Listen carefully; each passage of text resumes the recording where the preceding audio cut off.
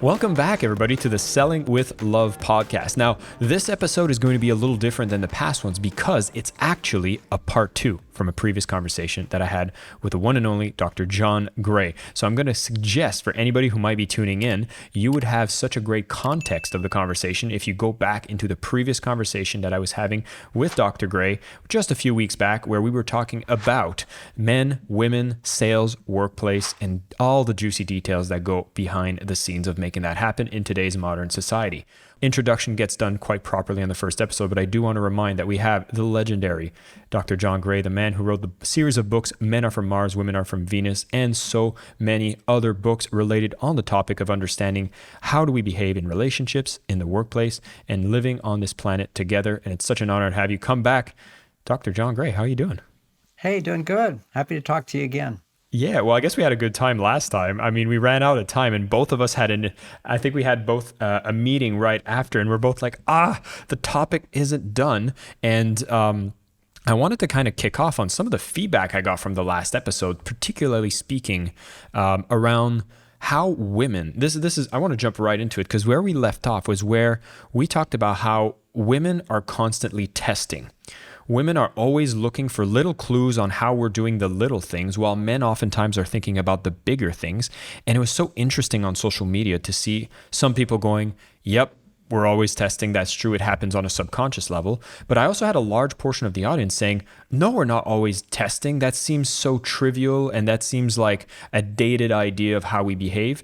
And I'm sure you've encountered this kind of dichotomy in your own audience. So I'd be curious to know what's going on there. Well, what happens is as women take on roles that men traditionally had, they make male hormones. And when they're making male hormones, they're not connecting to their female hormones. So they're more subconscious. So they're not aware of that part of them. So many women who are more on their masculine side, they don't relate to any of the things we say about women. Because, that's not me. So that's not them. And that's a reality. When I talk about men in business and men in sales, I talked about this. When a man has a big sale, he's gonna have more fear around it, and so you need to treat him a bit like you'd want to treat a woman, okay? Which we talked about in the last thing. You want to build trust in a certain way. So we know that basically, I can be in an audience of women. I say, how many women experience concern if you're walking to your car at night? And some women are fear. And most of the women will raise their hand. There'll be some who go, I don't care. I'm a tough woman. I can do whatever I want. And you can ask men, how many men feel fear? And some men will raise their hand, but most will go, I don't experience fear all the time. I certainly don't. It doesn't even enter my awareness where I'm afraid somebody's going to attack me or whatever. It just doesn't, it's not my life experience. But women, biologically, historically, are very vulnerable to men doing things to them, danger happening, just put it like that. So there's a hormone that when a woman is in touch with, those are my terms, in touch with her female side, biologically it means she's producing more estrogen. And women biologically, if they're not stressed, okay, if a woman's not stressed, she's going to be making, on average, 10 times more estrogen than a man. Estrogen, whenever we have the emotion, positive emotions or negative emotions, there's a surge of estrogen. So it's a vulnerability. And some women today just aren't in touch with their vulnerability, and usually they're single.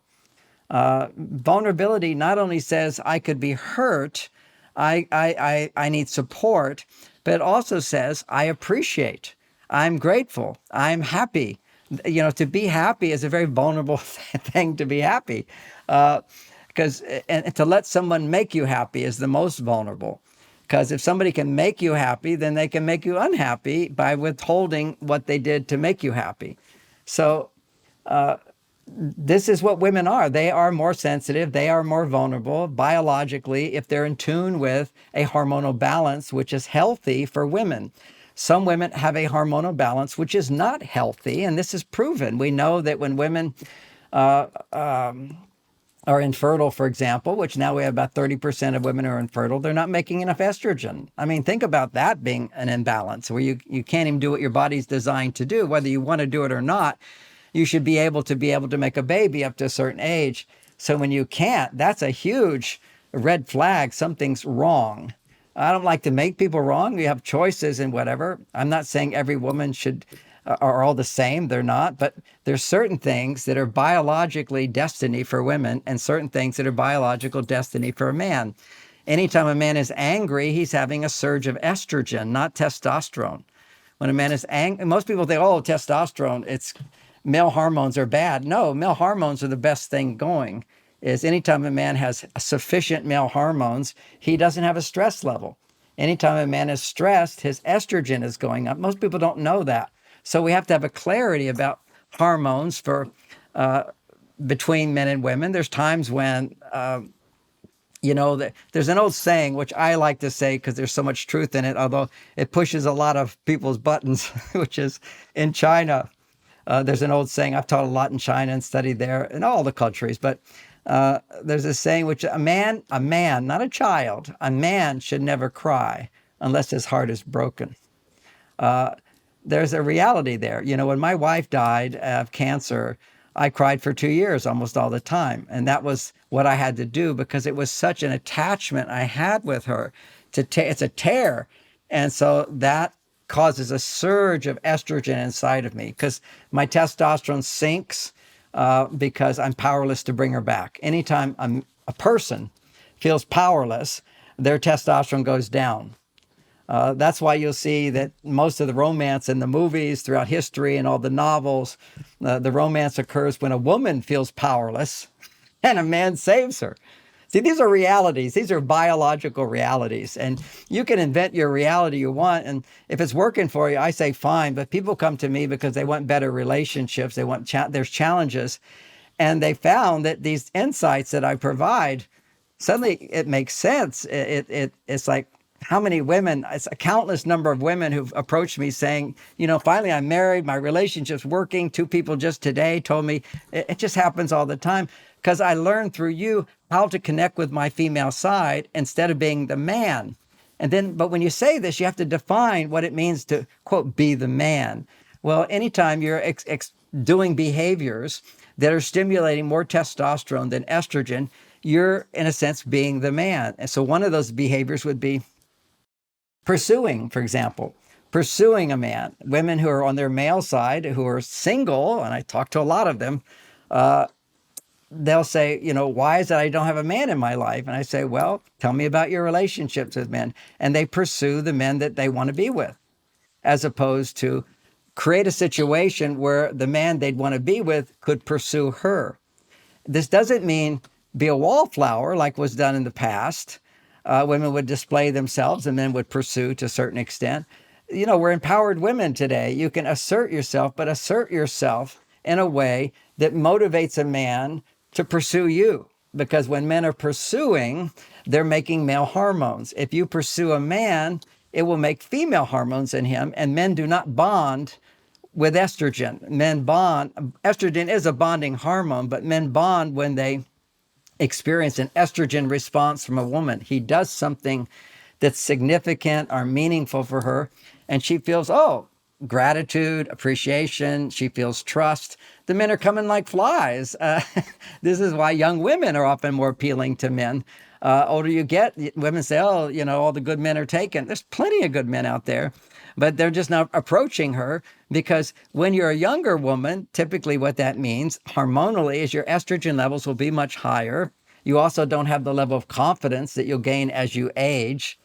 Confidence is a good thing, but it's also a testosterone producer. You have to balance it. This is a discernment. Confidence, look what I can do, is testosterone. Assuredness, feeling worthy, look what I deserve. I don't have to work hard to get love and support. I don't have to give more to get more. I just have to be myself. I'm worthy of it without having to earn it. I guess that's the main thing I'm saying is that it's very important to build your masculinity, to create male hormones. And women do need to make male hormones. It's so easy for them to make male hormones. They can easily go overboard making male hormones. Whenever a woman is stressed, her body automatically makes more male hormones. It's just automatic. And the way we can put this in terms of our psychological experience for women who feel like, I don't relate to any of this stuff. Well, maybe it's some word I say or whatever. But take an example where you're in a relationship with a man and you feel that he's neglecting you. You feel he doesn't show affection. He doesn't listen. He's not pursuing me. He neglects me in some way. I'm not getting his affection, attention, understanding, caring, respect, the whole line of various things that people need. So if she feels I can't depend on him to do that, it could be I can't depend on him to empty the trash. So what's her reaction? I'll just do it myself. And that feeling of I just do it myself is going to your what we call the male side, because when you do it yourself, you make testosterone. When it's we time, when we're doing it together or he's doing it for me, this is biology. When you're depending on someone for help, estrogen goes up. And your well-being, your stress level, if you're a woman, goes down. Typically for men, it doesn't lower your stress to raise your estrogen up. It does, the ultimate. And I don't want people to get the wrong idea. It's not this extreme. I have a female side. I have a male side. I will be spending time with my granddaughter tomorrow. And I'm an amazing grandfather. I'm an amazing parent. It's the thing my wife loved most about me is how dedicated I am to nurturing my family and caring for them and prioritizing them.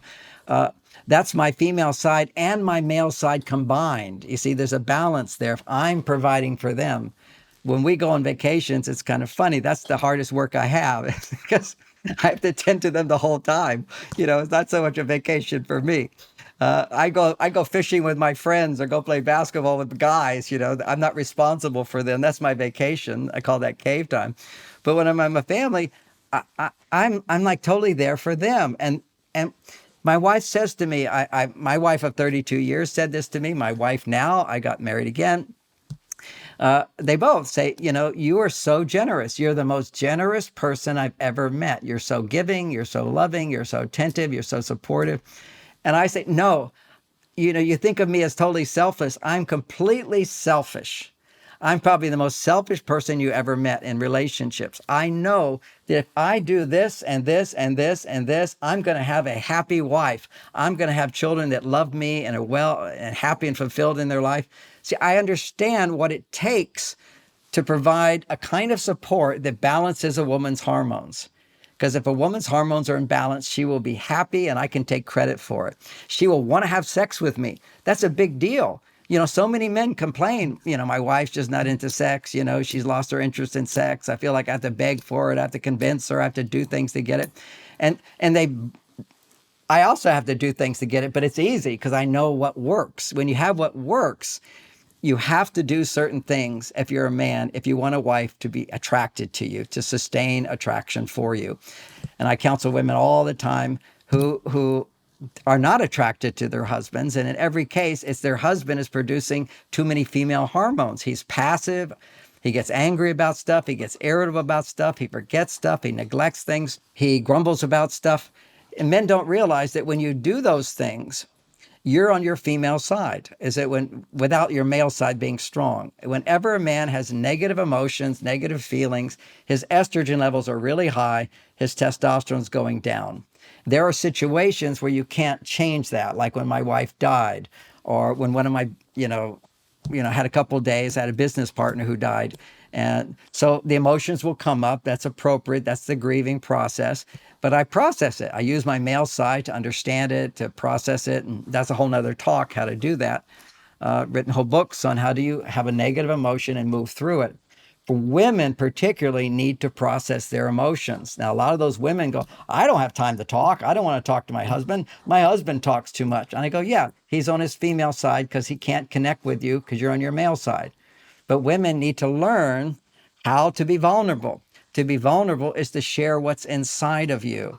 Men do not need to be so vulnerable. And when they are, women get sick of them very quickly.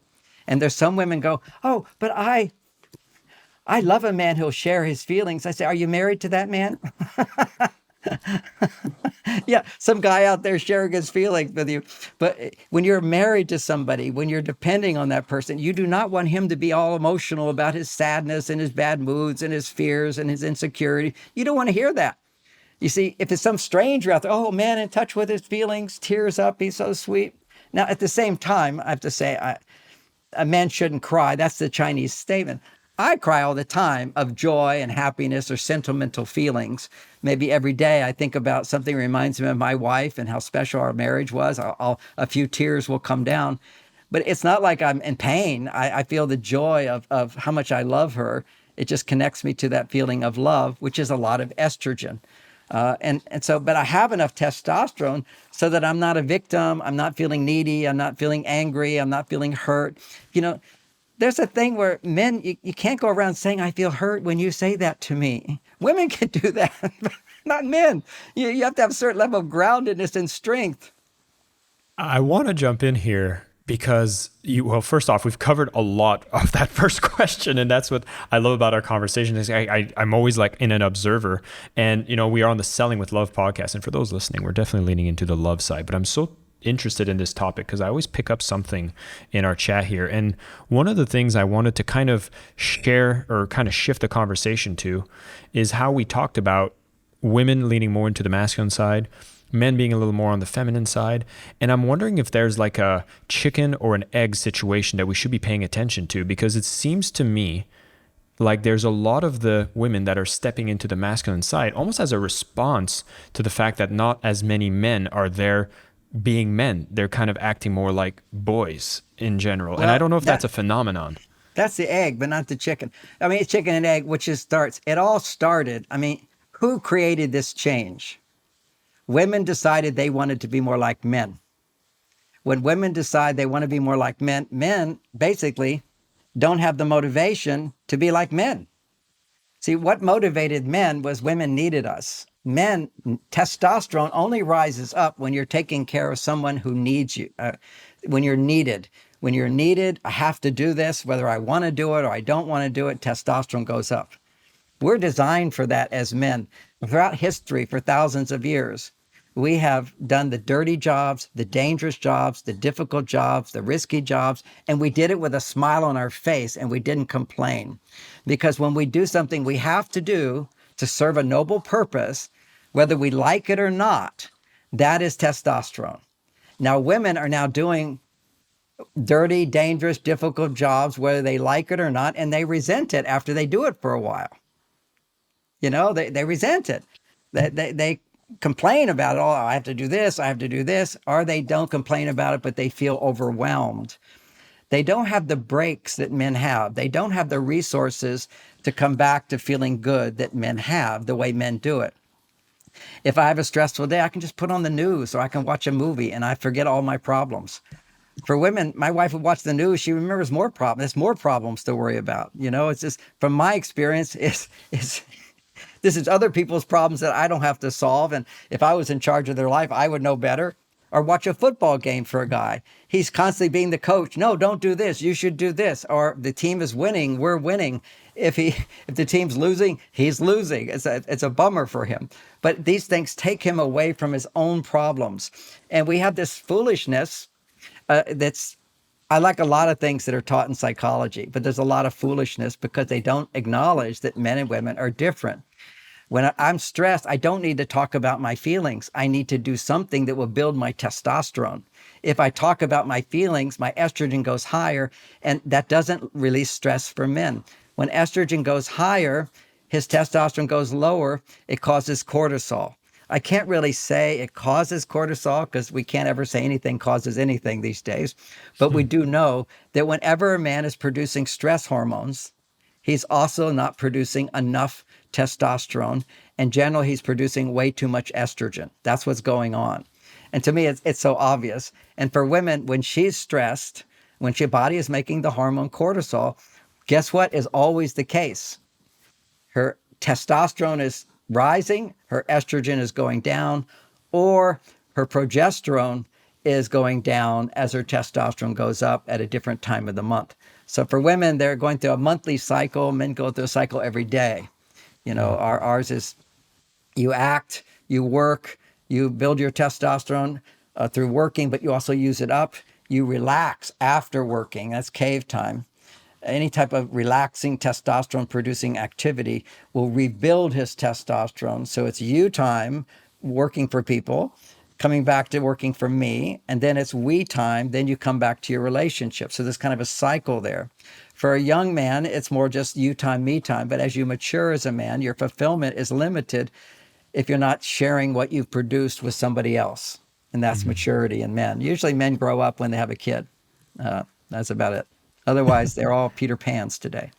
Well, I'm living here in Bali, and that's definitely an island of Peter Pan, never ever land. That's right. Oh, you can see it. Yeah, yeah, I see it every day. And John, what's funny is like when I hear what you're saying, and of course, coming in, like, I'm a man, I'm listening from this as a male perspective, and everything you're saying right now, I'm just like nodding my head. I'm like, yeah, this seems to make sense. I think of my fiance, and every time that she's in the most relaxed state, and every time we're both feeling really happy, it's usually related to things you're talking about right now. But I can't help but have a sense that as you're sharing this, there's a little voice at the back of my head saying like, oh, we can't say stuff like that today. It's taboo. Right. It's taboo. Why is that taboo? Because like you're not coming up with this because of an intuition. Like you're quoting research that's been done on this. 55 years of working with men and women, seeing what works in their relationships. And anybody who disagrees with this stuff, look at their relationship. Are they happily married for many, many years? Is there a model for you to follow here? And you'll see so many couples who are, these are more conservative ideas. It's a conservative idea that men and women are different. And the liberal ideas is, look, I'm a liberal. All I care about is helping people and everything. I always voted liberal. So what it is there's this place. I just have to give examples. I was talking to a man the other day, and he had the same little thing behind him, which is, can we really say this? Is it okay to say this? It seems kind of harsh or bad or sexist to say this. And he told me, he said, when he's a grown man, but he said, when I was a teenager, I felt like we all had a male and female side, and wouldn't we all get along if we just didn't acknowledge differences at all? And I said, that's a nice thought. We're all the same. This is utopian, idealistic ideas. It's the same thing as DEI, which is everybody gets paid the same. See, wouldn't it be great if what's DEI? I don't even know that acronym. Don't even know to go there then. Diversity, equity, and inclusion. Got it. It all sounds good. It sounds good. Shouldn't we love everybody? That's diversity. But now you're hiring black people and not white people. Is that fair? So there's an idea there, and lots of logic behind. That's called the diversity. Equity is that everybody should make the same amount. Now, let's say I sell more cars than you sell. We should still get the same amount. That's what equity is. Everybody makes the same amount. And inclusion is that will make everybody feel included. Everybody gets to be a part of the show equally. So if you do a TV show, you have to have this many black people, this many white people, this many gay people, this many trans people. That's what it's, everybody gets the same. And this is some idealistic idea, because truly, as liberals, wouldn't it be great if everybody felt loved and supported? Well, this was Mao. I was just talking to my Chinese friend who bows to the picture of Mao every day. Her mother does.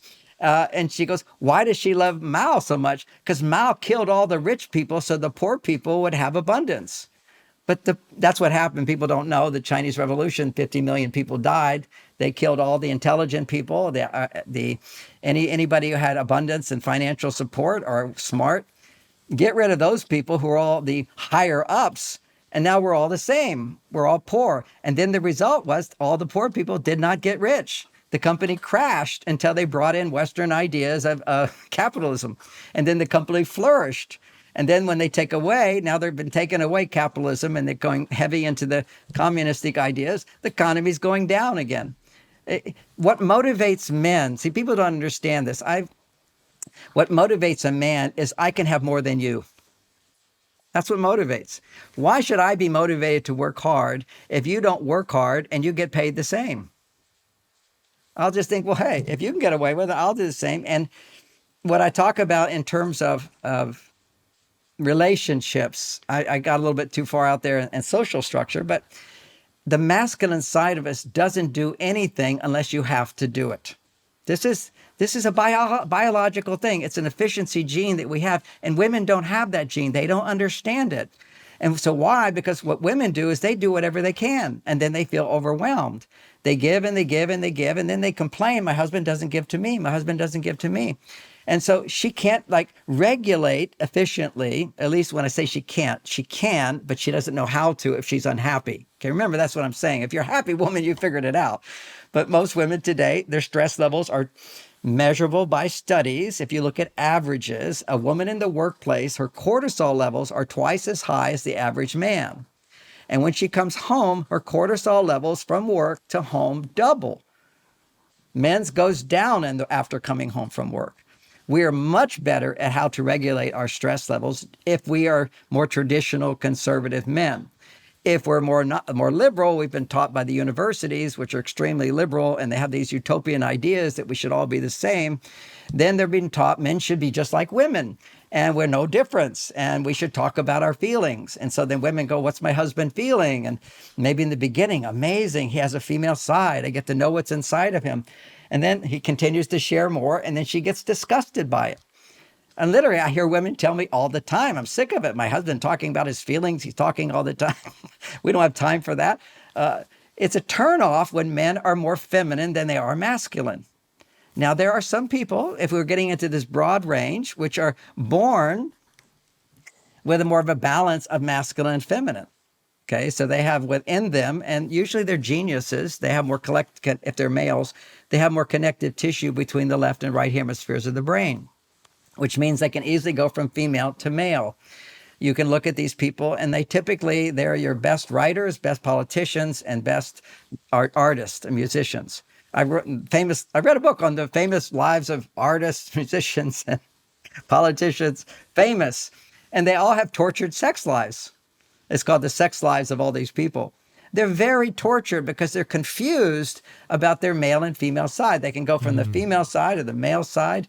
It can be very, very confusing. They're not consciously doing it. They're like a pendulum that swings over to their male side, and they're very creative. They're very disciplined. They produce something amazing. And that creative part is because they're connected to their female side. But when a man goes way to his male side, then he will swing way to the female side, and he will have depression and anxiety and become a drug addict. Almost all famous writers, and still today, Hollywood writers, all those people were on drugs. They all take cocaine. There may be exceptions to this, but from my knowledge of it, rock and roll stars, we know these amazing guys up there, they all take drugs. It's interesting where you're going right now. Makes me think like where you're going right now. Like here's some people I'm thinking about, like Freddie Mercury, Karl Lagerfeld, like a lot of these artsy people. Like this is the people that are operating at a level of mastery that have this kind of more integrated side. These are the people we're talking about here. Yeah. It's anybody. That creative power you'll also see in the lives of artists. There's this torture. There's this challenge in relationships, and what happens is they swing to their male side, then they go to their female side, and they have no masculinity at that time. The emotions are irrational, and they're turbulent, and they're upset. And then to cope with that, they have addictions. Whenever you have an addiction, if you're a man, it's because your male side is weak. And that whenever your male side is weak, you go to, instead of doing what you have to do, that's masculinity, to achieve your goals, to be a responsible person, to be worthy of love, all those things, what you have to do. When you don't have role models or support to feel confident that I can follow through, then what happens is you go to not what I have to do, but what I like to do. I like to do it. See, this was the 60s for me. I remember a rock song that really put me in a trance, which was do what you like, do what you like. Do what you like, no longer did you have to get married, have sex, free sex if you feel it, take drugs, do whatever you like. And do what you like was really fun in the beginning, but then it crashed. You crashed down, you weaken. And fortunately for me, I had a good role model. I learned how to meditate. I became the assistant to the Maharishi of the TM movement, and a great man who was making a difference in the world. Certainly had his faults, but a role model for me of how to be masculine. And you don't whine, you don't complain, you don't get upset about stuff. You suck it up. The stuff that they tell you in psychology you should never do. Women should never do it. Men have to learn to suck it up. I have to make the segue here just to bring it back to sales, and I think this is the perfect time to do it. Is in my book on Selling with Love, I speak about a certain type of salesperson that's highly effective, but they don't give a shit about the results of who they sell to. And I kind of make a nod to the Wolf of Wall Street type and the whole industry there, where there seems to be that correlation with addiction around high sales performance, high stress environments. Is there something related to what you're sharing there that can be seen in these high intensity sales position where you're seeing the douchebag salesperson, Wall Street, manipulative sales type of environment? So the best selling with love is I want to provide the best service for you. And if it's not the best service for you, I'm going to tell you where you can get the best service. See, that's what you have to do if you want to sell with love. And that's always going to win out the best. Somebody recently referred me to somebody else. And, in my mind, I did go to somebody else. I didn't go to that person. But if I could recommend that person for anything, I would do that. And they stuck out in my mind. Oh, you gave it what a sell. That's highly respectable from my point of view. Because he knew what I was wanting was not something he could offer. Somebody else could do better. So that is the opposite of the Wall Street guy. That all comes from a place of insecurity, self-hatred. You don't love yourself. You don't have confidence that I can get it. So suddenly I have to go to my female side. And this is what those guys are on their female side. Their lives are built with doing what they like to do, what they want to do. They're not caring about other people. They're not doing what they have to do to be a good person, to have virtue, values. What are your virtues? What are your values as a man? What makes you feel good? And you stick to that regardless. They don't have that. So what they have when you don't stand up for your values as a man, you have insecurity. Your testosterone levels will be low. You will then seek happiness and fulfillment by being selfish. Do what you like. Do what you want. Be above the law. And if you want to go further with that, the whole, I've read so many books and everything about spirituality and also the Satanist books. The whole theme, Aleister Crowley, every chapter of his book, he's the main Satanist in our modern world. It's the rule of Satanists is do what thy wilt. Do whatever you want. You can do anything. It's fine. Follow your pleasure. Even when it comes to sex, we've lost ourselves with men, losing their testosterone by doing non-intimate sex. Impersonal sex only lowers a man's testosterone and disconnects him from his soul. And so having sex with yourself, having sex with online strangers, this just depletes a man and will continually lower his testosterone. And you get addicted to it. You see, when you're on your female side, let me define masculine and female side just by what hormones. When you feel independent, I can do this myself, you're making testosterone. That's one of the symptoms of testosterone. I can do it myself. When you're making estrogen, is I'm depending on you. I need you to do something for me. And that's your manipulative salesperson. I need you to think like I think. And some people are, sociopaths can be amazing salespeople because you just can't imagine that this person is pushing this on me and it's not a good thing for me. You just couldn't imagine it. I've been, in my younger years, been ripped off so many times because I couldn't imagine that somebody would be trying to trick me. Because I never try to trick anybody.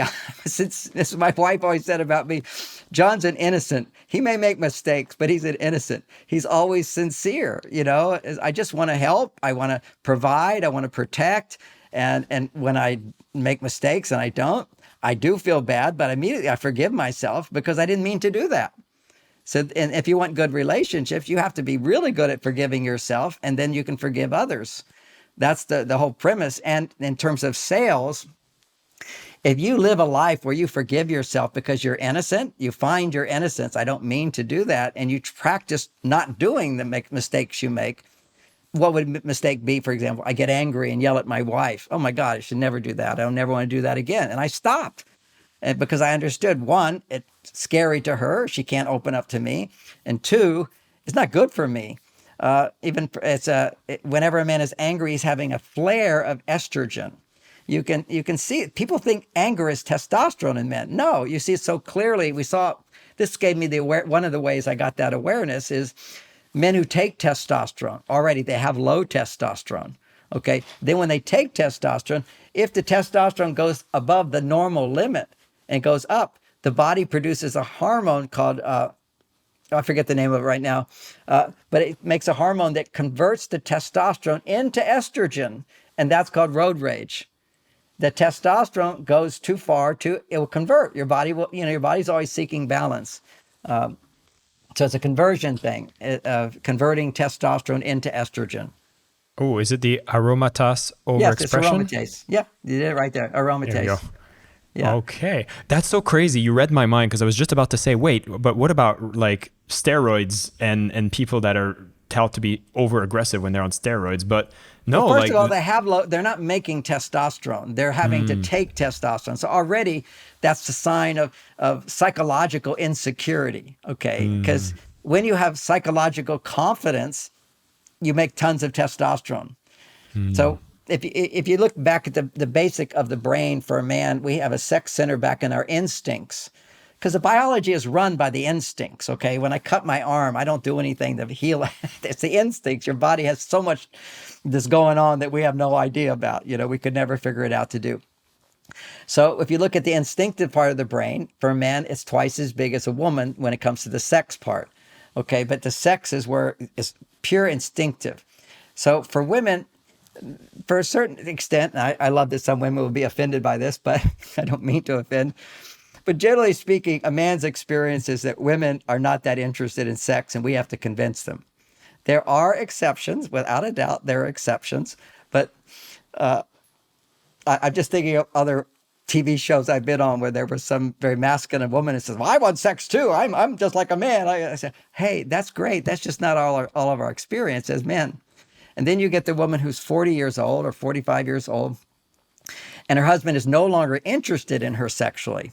His testosterone levels have crashed because for a lot of reasons, but lack of a woman's responsiveness in sex can lower a man's testosterone hugely.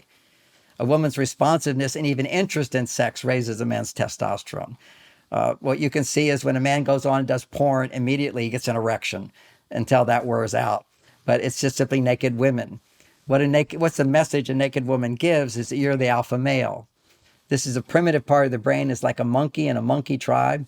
The alpha male his body makes twice as much testosterone as all the other male monkeys because he is the alpha. Now, when he dies, one of those betas, low testosterone guys, gets in a fight. He now becomes number one. And as soon as he has the status of king of the tribe, his testosterone levels double. First the status, then the doubling of testosterone.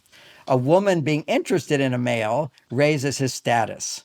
So it's not that you have status. Well, status does cause women to be interested in you. There's no question about that. Some women will say, I remember having a girl at Stanford getting all mad at me in one of the classes I was teaching. I just said, she said, I don't believe any of these differences. It's all nonsense. And I said, look, do you plan on getting married someday? And she goes, I don't know. But if you were to get married and you told your parents, hey, mom, good news, I'm getting married. What are your parents going to say? what does he do for a living? That's exactly right. Of course, of course. And she said, my parents aren't going to say that because I don't care what he does for a living. I'll have love. I don't care what he. Just, are you like insane? And I watched all the girls that weren't wearing all the trashy clothes. Trashy meaning sloppy, not caring how she looks. The pretty girls in the class going, I want to make sure he's got a job. See, this is femininity. Femininity is attracted to a man who has something to offer her. Okay, so this is, if we want to deny gender differences, we'll go, oh, I don't care if a man has something to give to me. I know true love. I'll just love him. Yes, you'll love him until you resent him because you'll feel I'm giving more than him. And a man will become lazy. He'll become angry. He'll become irritable. He'll become addicted to things, going to his female side in a relationship with a woman if she is more masculine than him. And this comes back to what you were saying, the chicken and egg. Where did this start? It all started, this huge, wonderful transformation we're going through. Right now, it's like remodeling your house. It's very messy for a while, and then it gets beautiful. The beautiful part is for men to be able to become even more masculine so that they can also become more sensitive. It's only when a man can become more masculine that he can actually feel more sensitive. If he's just sensitive, his testosterone will just go down. He has to have a higher level of confidence that I make a difference.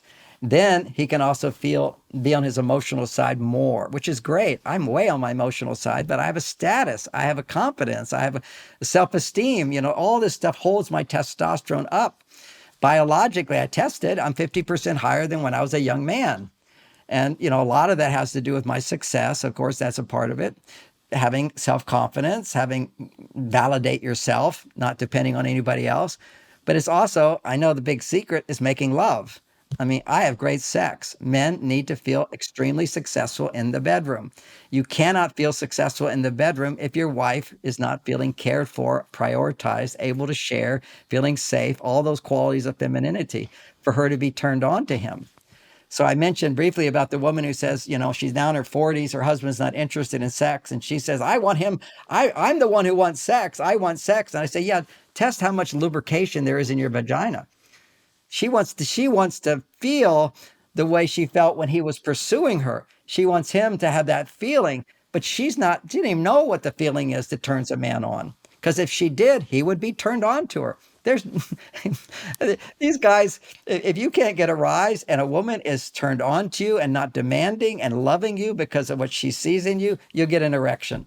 Literally, the vagina talks to the penis. There's a clear communication, and it all happens through smell. Women, when their vagina is wet and they're feeling aroused, they put out a smell. And a man has a nose inside of this nose, two flaps. And those flaps, their only job is to give him an erection because he smells estrogen. That's it. That's why men are turned on by young women so easily, because they make so much estrogen. And as women make less estrogen, unless she has a mindset and a relationship that can raise her estrogen up, a man can't be turned on to her. And if a man doesn't have testosterone, a woman can't be turned on to him, or it's very hard for her. She can say, I want to have sex, but is her body really putting out the hormones that I'm in the mood for sex? I'm pre-orgasmic. And then you've got the other side of it, which is the importance of education, educating men and women on all of the foreplay experiences, what we have to do in order, everything about foreplay, as well as romantic times outside the bedroom, are all designed to raise a woman's estrogen so she will be interested in having sex with him. Now, women can say, oh, that's not me. I'm interested in sex all the time. Okay. That's a different kind of interest in sex. That's called addiction to your clitoris. So many women today are addicted to their clitoris. What people don't realize is when you stimulate the clitoris, you're making testosterone. Now, that's a quick way to produce arousal, but it's a different kind of arousal than if you feel your estrogen is high. This is the biological balance of a woman over 30 days is as she's getting closer to ovulation, her estrogen levels will peak. Okay. When her estrogen levels are peak, this has all been measured and mapped out. When they get very close to peak, then naturally her body releases a brain chemical, which then raises her testosterone levels. And when she raises her testosterone levels, then she will feel desire to be penetrated because now she can make a baby. We need to catch a guy to do it. Okay. So there's all the biology, it all fits together. But the difference between that cycle in a woman versus a female dog or animal or whatever is that a female cannot ovulate, cannot be interested in sex unless they're ovulating. What women can do is be interested in sex when they're not ovulating, as long as their lifestyle is creating enough estrogen to then naturally release testosterone. Now, testosterone is testosterone. It's very pleasurable. But what happens for women, just for fun, I'm going to share this. This is, you take it or leave it. This is now what I've been talking about. This is all biology. It's very well tested and so forth. Now I'm going to some things from Chinese philosophy. There's the ancient Chinese medical system of acupuncture. And what they know is that the clitoris stimulates the kidneys. Okay, this is the kidney meridian. So if you're having sex and you're just stimulating the kidneys, like you don't kiss enough, you're not touching the breasts, you're not sucking on the nipples, there's all these things that stimulate hormones. Nipples, pleasurable stimulation, if a woman is pleasured by it, produces huge amounts of oxytocin and estrogen. Once the estrogen, oxytocin rise up, just like if she was starting to ovulate, then it's natural to have her testosterone go up. And that's where then it's appropriate to stimulate the clitoris. Now her testosterone's going up. Then now with the testosterone, she can swing back and increase higher levels of estrogen and become multi-orgasmic. That's the vaginal penetration. The stimulation, if you climax on the clitoris, then you've released your sex energy and there's nothing in your vagina. So there's many women, I've had to counsel them on this, teach them how to enjoy penetration. Some women, they feel nothing with penetration by a man because they're addicted to the clitoris. The clitoris is a big dopamine stimulator, big testosterone stimulator, and it's there to increase her testosterone, but not to climax. Now, nobody writes about this. Okay, I'm talking about ancient Chinese knowledge and my own experience of having a multi-orgasmic partner, making sure that she doesn't climax all her sex energy off of the clitoris. She gets addicted to that. There's a intensification, just like a man eating ice cream wants to keep eating ice cream or drink a beer. You want to keep drinking a beer. You stimulate her clitoris. She just wants more and more and more. Then she's done. Well, if she's done, then all of her sex energy, life force energy, stimulated the kidneys, according to acupuncture. So overstimulated kidneys, the vagina has different levels, different points that do the liver, do the heart, do the lungs. Your whole body gets regenerated by man's penis in a woman's vagina, and the man's penis also stimulating those areas activate his organs. So in Asia, the secret of longevity was sex, okay, but the right kind of sex where we become multi-orgasmic. But here's the downfall, which is if you're a woman and you just do self gratification, or you got your little robot to stimulate your clitoris, or you even got a man to do it for you. That's better because you're going to get more estrogen, but still it's focusing on the clitoris. You overstimulate the kidneys, and what they say is that causes water retention. So water retention means a lot of fat on your butt and your thighs and your belly. You hold all this water in your body. And you can see certain people that I know and I've counseled who have those weight issues, they're addicted to masturbation. They're masturbating like a teenage boy. Because it's addictive. It produces dopamine. And the worst thing for testosterone for males is masturbation. Okay, causes, as the evidence. I got lots and lots of research on that, but we're finishing up. But the evidence on that is let me grab one piece of it. There's just so much because the porn industry wants to say it doesn't affect your testosterone. Okay. Yet we see testosterone going down every year. And there's a lot of the group of boys who stop masturbating and they talk about how great they feel, how wonderful it feels to not be masturbating. I lucked out. I became a celibate monk. My goal was to become enlightened and from 18 years old to 28 years old. And part of enlightenment, if you're studying Eastern philosophy, is celibacy. Okay, so you don't masturbate at all. You don't self-gratify. You find your fulfillment through raising your consciousness.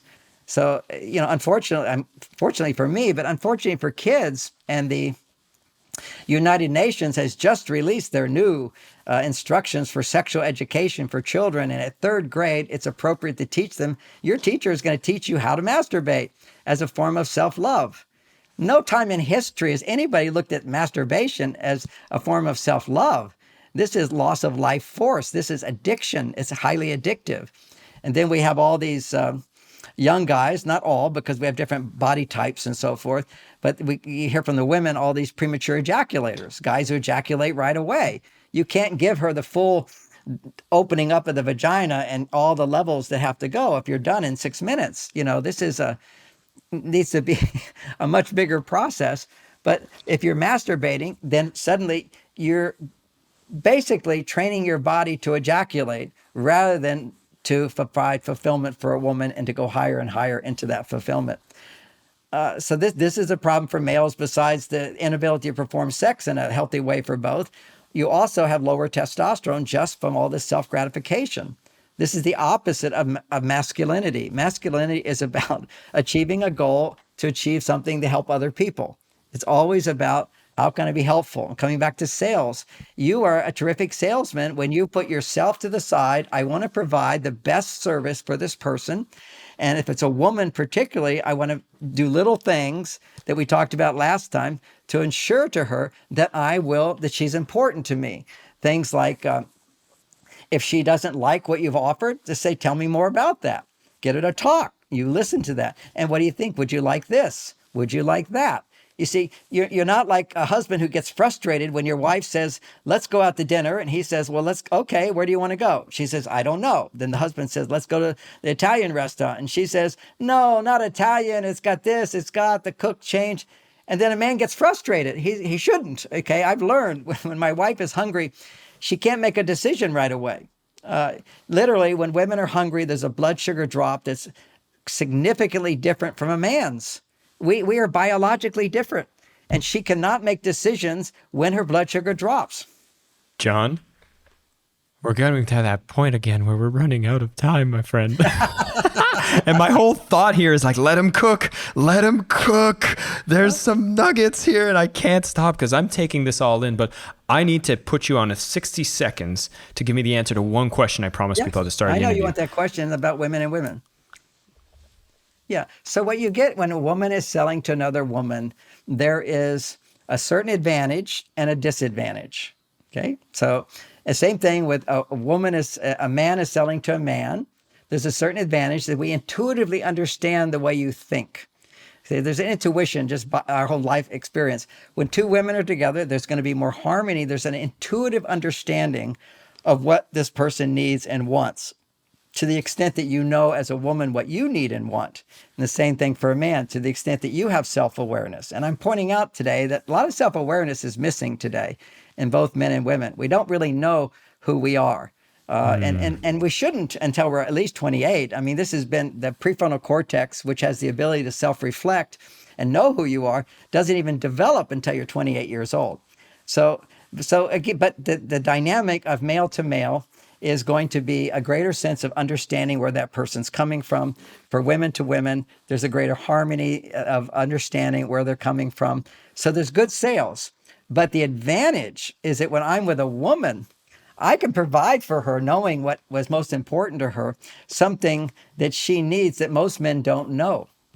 And that opens a doorway for her. And the same thing for women. If a woman treats a man in a way that his wife doesn't treat him, and I don't mean sexually, but I just mean appreciative, what a good idea, that's very helpful. And if she can provide that kind of support for a man, he's going to be more likely to buy for her. Okay, it's just as simple as that. We're human beings. We all need love. And if you understand with a man, and you're a woman, because see, by nature, men are competitive with each other, and whether women admit it or not, they're very competitive with each other. Okay, so there's this sense of competition with women and men with men. But the sexes don't have to be competitive, okay? I could provide something for this woman that most men never give to her, so she's going to go, this is a guy I can trust. And the same thing, a woman being happy and fulfilled, appreciative, and listening to what I have to say as a man and thinking, well, that's brilliant. I think we can provide that, and I can do this for you. Remember, I said this one, it's so good. I can do this for you, and I love doing it. See, a man with a happy woman goes, I want somebody who loves doing stuff for me. So you just this greater awareness is understand how to provide the loving support someone needs, and they trust you more, and you want to do business together.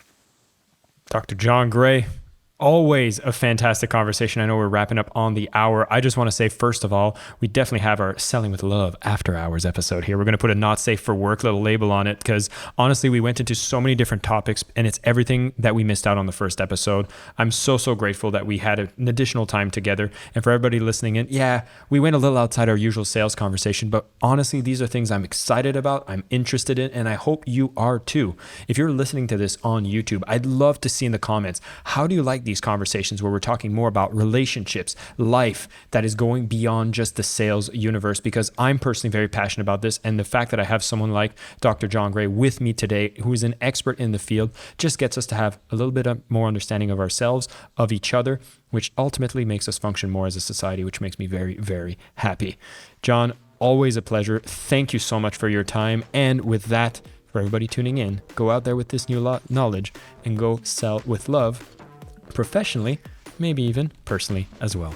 Thank you so much for listening to the Selling with Love podcast. We have some previous episodes you can tune into right here.